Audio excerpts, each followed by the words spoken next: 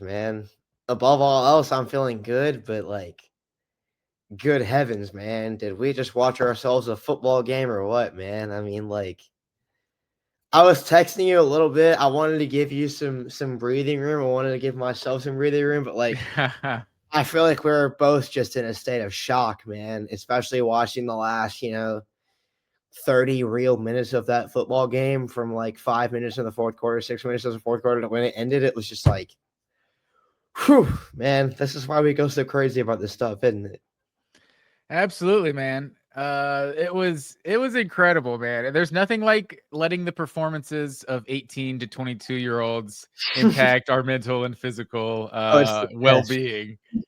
Yeah, man, it was incredible. When Georgia fell down 21-7, it was just like it was starting to feel a little like Alabama a year ago. Like, are they just gonna blow our doors off here? Can we not stop them? So the fact that once again Kirby Smart was able to kind of, Tennessee hadn't gotten off to this hot of a start, clearly, because they hadn't scored over 17 in any of the games, but they showed the graphic how Tennessee's led in the first quarter every single time Heupel and Kirby have met, and then Georgia makes the adjustments, shuts them down. It looked like the same thing was happening in this game. Like once you got to that what do people always call it? Like the Kirby death march Yeah. was basically that first drive of the second half. Georgia's kind of took. It felt like just Georgia had all the momentum going into the half, and then they just come out. What I wrote it down here.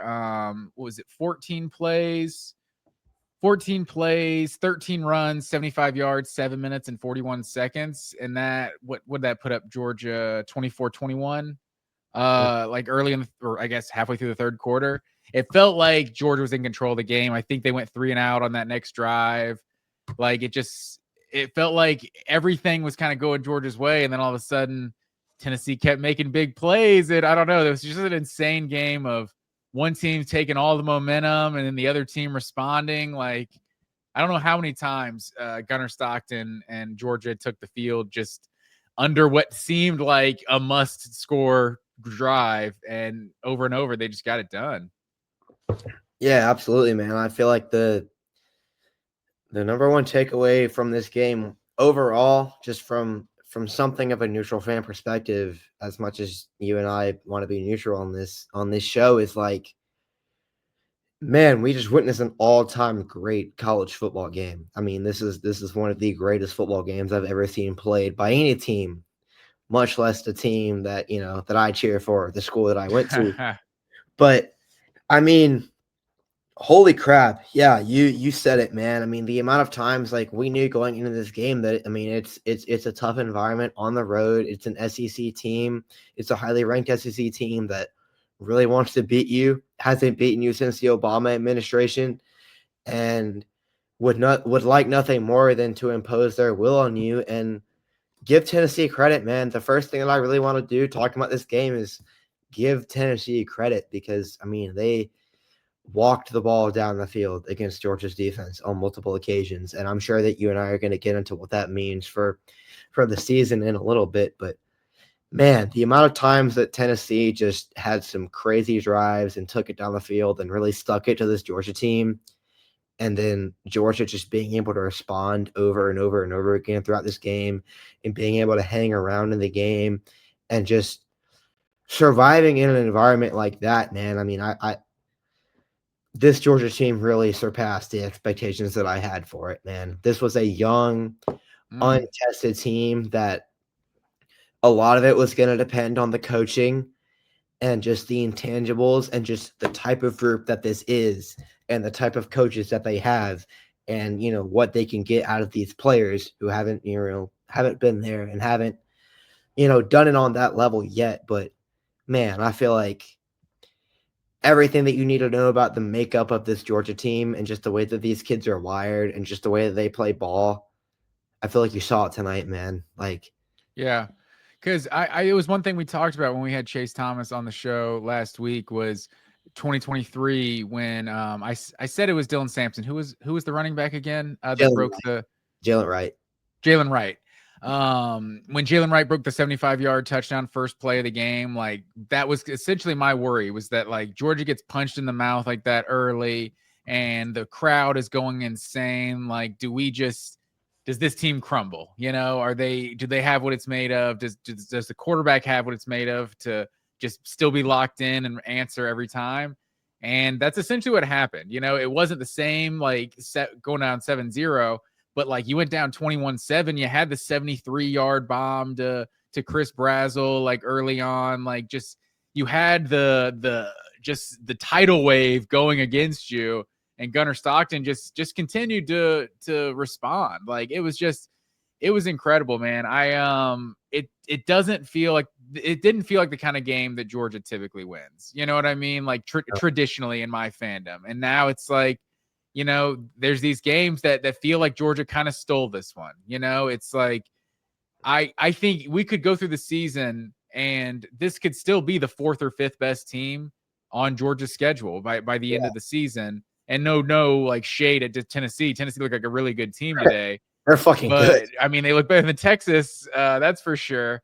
So maybe they're better, but I think still, even if it is the 4th or 5th best team they play, going on the road and this being the first one, I still felt like it was the most dangerous game of all of the, like, I just didn't know how this team was going to respond going into Neyland Stadium. And I mean, it couldn't have been any better. Like, I don't want to overreact about Gunnar Stockton, but I think, like, he was not perfect today by any means, but I think that Gunnar Stockton proved he's good enough today. Like, honestly, like, Georgia's offense was the reason they won this game today. Like, the defense gave up, what was it, 40 points or 41 in regulation, 38 in regulation. I mean, 40, yeah. Yeah, it's like you won a game where your defense gave up 40 points. Like, that Georgia, Kirby Smart Georgia football teams don't traditionally win those games. And so it just, the fact that this team found a way to win. Can we put some respect on Mike Bobo's name? Also, just like dialing up some things, man, all day. The screen game was going strong, just like busting out the 3 tight end formation in overtime for basically like the first time in the game that led to the long Nate Frazier run. Like, that was just a great designed run there at the end in a clutch moment. The touchdown, and I've always said this was my biggest concern. We've talked about all off season.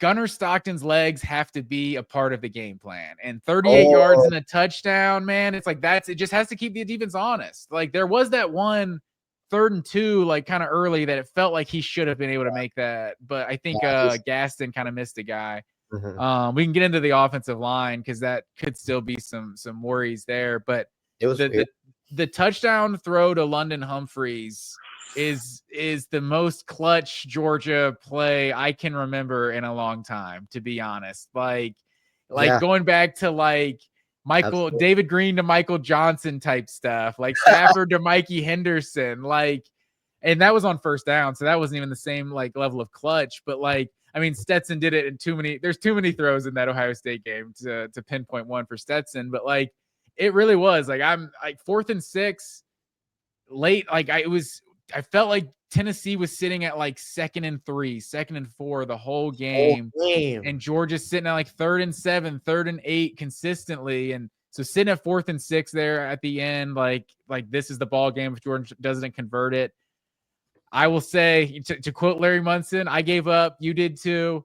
There was a time where I definitely didn't think Georgia was winning that ball game. And for him to hit London Humphrey, just a perfect throw, a perfect over the shoulder catch, like, just so damn smooth, man. That was a performance. And then the 2-point play as well. Mike Bobo doesn't get enough credit for his 2-point plays, man. Like, Zachariah Branch just broke that guy off. But yeah, man, Gunnar Stockton, you have to, especially what the narrative about Gunnar Stockton was coming into this game, you can't be anything but thrilled with Alabama on deck. Like, this was just a massive win. There's this game and Auburn are by far really the only 2 true road tests Georgia will have all season. I think no disrespect to Mississippi State. Is that the other true road game? Mississippi State and Tech. Tech is because Tech and Tech. Yeah, Tech and Florida. Tech is a neutral field. Like, there'll be more Georgia fans there for sure. Well, Auburn is the big one for sure. So that's the only one. So this was just such a huge just checkpoint, I feel like, on Georgia's schedule, and they got past it. Yeah, absolutely, man. I mean, before I really say anything about the offense, because I mean, I'm sure, I mean, you and I both have a hell of a lot to say about Gunnar Stockton, I'm sure, because good God. But I really feel like you have to start with this defense, man, and what Georgia was able to show throughout the game after getting punched in the mouth that early. I mean, give credit to Tennessee, man. I mean, they scripted up a brilliant couple series to start the game. They walked down the field on their first drive. They walked down the field on their second drive. They walked down the field on their third drive. I mean, they picked up everything. The only third down they didn't pick up, they got the first down because of a suspect penalty on Ellis Robinson, who, again, we will get to. We will talk about the cornerback in a second, I'm sure. Yeah. But no, man, I mean, the Georgia to give up, whatever Joey Aguilar's stat line was pretty stupid looking after a while. It was like he was, 16 of 16 throwing the ball for 245 yards and 2 or 3 touchdowns. I mean, like, they were getting the ball down the field at will. And what this defense was able to do, what the front four was able to do to collapse the pockets in the second half of the game, you know, the way they were just able to make the quarterback a little bit uncomfortable in the second half of the game. Like, they went from allowing just about everything to not letting anything up. And I feel like that's the biggest thing. Like, you and I are going to talk about how resilient the offense was and the type of game that Gunnar Stockton played, because he does deserve, good Lord, Gunnar Stockton hung in there all night. But I really feel like this game starts with the fact that the defense looked like Swiss cheese for the first 3 possessions, and they didn't play. They still played like they were pitching a shutout the whole rest of the game, and I feel Yeah, like I think that's fair. Jonel Aguero, I think this was the best game of his career as a Georgia Bulldog. Like, he had the pass breakup with that hit, made a couple nice tackles, the interception at the end of the first half. Like, I feel like Jonel Aguero was making a lot of plays, and that was interesting. On that interception, he was the deep safety on that play. So, yeah, man, this was Joey Aguilar at the start of that game. I mean, also, can we talk about Nico too? Like, UCLA losing to New Mexico. Like, man. this is just wild that was just a curveball that was just totally thrown at them. And I was not overreacting to the first 2 weeks, because, like, whatever, they're scoring 70 against East Tennessee State. Like, teams do stuff like that. But this, like, Nico rarely looked as good. I don't know if he ever looked as good as Joey Aguilar looked in this game. So I mean, Tennessee might be legit this year, like, because if they have an upgrade at quarterback, if they can be as good defensively as they were a year ago, like, this team is going to beat a lot of teams on their schedule. And that's another thing. If this team defensively is what they were a year ago, then I think Georgia's got a legit running game. Like, 198 yards on the ground in this one. Tennessee was the number 1 run defense in the SEC a year ago. Yeah. And that you had that, like, we already talked about, that drive to start the third quarter where you just dominated them physically. Like, it felt like the game was kind of, I don't know, everyone was kind of waiting for that game to be over. I'll be honest, if I was a Tennessee fan early in that third quarter, I would have been like, oh my God, will Herb Street and Fowler quit jerking off Georgia? You know what I mean? Like, they were loved. They're like, hey, you can get off to a good start the first quarter, but can you get in the ring with the heavyweight? Like, they were, like, essentially questioning them, and, like, maybe rightfully so, because over 4 quarters, these two teams played to an exact tie. So Tennessee is definitely, I also wonder, is this like a linear progression of Tennessee being a step closer to Georgia each year? Or is this a Georgia team that's a little unproven, and this is in Knoxville, is this the closest they're ever going to be? And once Georgia kind of has a little more returning production next year, they're back to being more of a juggernaut. Like, that also remains to be seen. So I don't know, man. This was such an amazing performance. Like, the running backs in this one, like I was surprised when I saw the final stats for Bowens, just 12 for 32. I think it's because he got stopped on a few short yardage ones, but I feel like Bowens looked really good in this game. Frazier 14 for 73. Phillips with 5 for 29, kind of that change of pace guy. And then McCray with 2 touchdowns. He appears to be that jackhammer that you need that Georgia was kind of missing a year ago. He was the guy that was able to get in on short yardage and the one in overtime to win the game.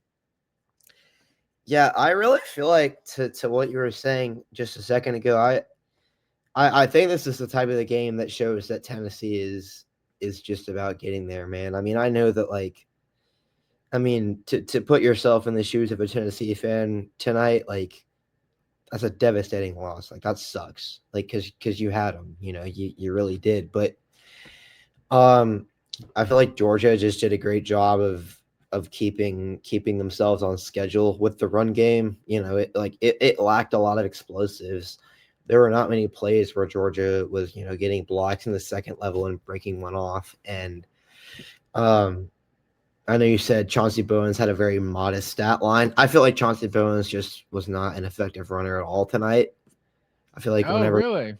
I feel like whenever Georgia gave him the ball in short yardage, it just didn't work, I think that's true, but he had a couple nice little runs where he made guys miss But, long of 13.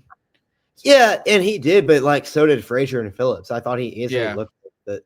I thought Frazier looked really good tonight. I thought Dwight looked really good tonight. The limited action that he had, but I mean, I think the number one takeaway from this game, at least from my perspective, as somebody who was sounding the alarm about Gunnar Stockton all week and all of the yapping that we did leading up to this game, was Gunnar Stockton is really good, man. And the number one, if your quarterback can respond like that on the road in Neyland freaking Stadium of all places and hit those kinds of throws, I mean, you said it earlier, that throw that he hit to London Humphreys, man, on 4th down by 8 points. I mean, that's not just a regular throw. That's not a throw that you just hit because it's there. That is a play and a half. And I really feel like this is a coaching win, man. This says a lot about the way that this Georgia team is built. This says a lot about the fact that this Georgia team has been here before. They've climbed back from a lot of things before. They've won national championships. The coaches on this coaching staff have seen them do incredible things. And you see that belief permeate across the whole team in a game like this, where at multiple times the defense couldn't stop a nosebleed. The offense was running into walls. Things like that were happening, and you just never got that sense on the sideline for Georgia that they ever felt like they were going to lose this game, man. I just really feel like this is I don't want to get in my, football buzzword bag too much, because at the end of the day, you got to play the guy in front of you. You got to win the games. But I really feel like this is a coaching culture type of win for this team, man. I mean, there are not a lot of teams that come back from that type of game. Yeah, absolutely, man. And if you look at this stat line right here by Gunnar Stockton, 23 of 31, 304 yards, 2 touchdowns, no picks, 38 yards on the ground, and a touchdown. I don't know how you calculate quarterback rating, but that's what it is. It's 177.9, essentially the same as Joey Aguilar in this game. I would have said if you showed me these stats before the game, I got a little crystal ball, these stats before Saturday. I knew nothing else. I would have said Georgia won in a blowout if Gunnar Stockton is doing this. So the fact that the defense is getting scored on, you needed Gunnar Stockton's arm to make the plays to win this game, and he went out and did this. It's such an impressive win. I don't think even someone who picked Georgia to win. I do want to hype myself up for picking Georgia to win and not cover. I was dead on that. But for Georgia to win a game like this, I should say, I don't think it's surprising for Georgia to win this game, but for them to win it like this, I don't think anyone was really expecting just this type of performance where Georgia's quarterback had to go out and basically win the game, and he did. It's got to make you excited about this team moving forward.